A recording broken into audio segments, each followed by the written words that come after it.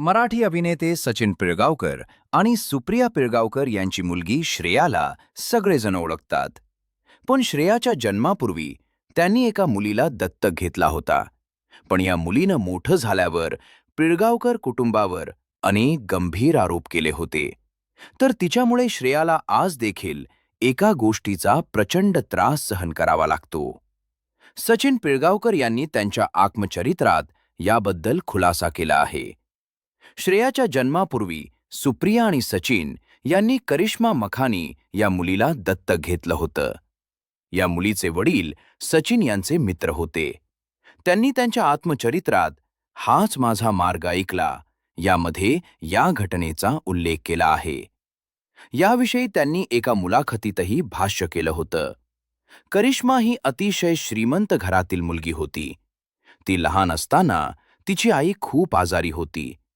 त्यामुळे तिचे वडील रेस्टॉरंटमध्येच तिला घेऊन असायचे. अशाच एका भेटीमध्ये सचिन सुप्रिया यांना करिश्मा म्हणजेच किटूविषयी समजलं आणि त्यांनी तिला घरी आणण्याचा निर्णय घेतला. सुप्रिया यांनी मनापासून किटूचा सांभाळ केला. त्यावेळी ती 3-4 वर्षाची होती. सचिन आणि किटूच्या वडिलांनी एकत्र येऊन किटू फिल्म्स ही चित्रपट कंपनीही स्थापन केली होती. पण नंतर त्यांच्यात काही गैरसमज झाले आणि त्यांनी ही कंपनी बंद केली. पुढे किटूचे वडील येऊन तिला लंडनला घेऊन गेले. सचिन आणि सुप्रिया यांनी तिला कायदेशीररित्या दत्तक घेतलं नव्हतं. सचिन यांनी तिचं उत्तम पालनपोषण केलं.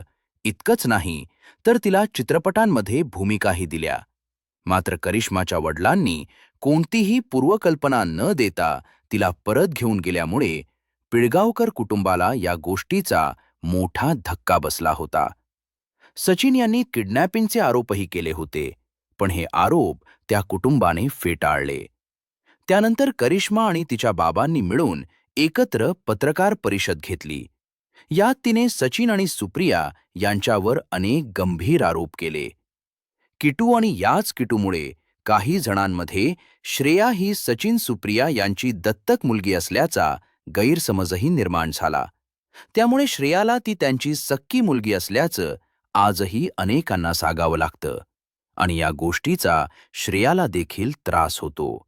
असा सचिन यांनी त्यांच्या आत्मचरित्रात केला आहे. आणि हो, अशाच एका नवीन व्हिडिओसोबत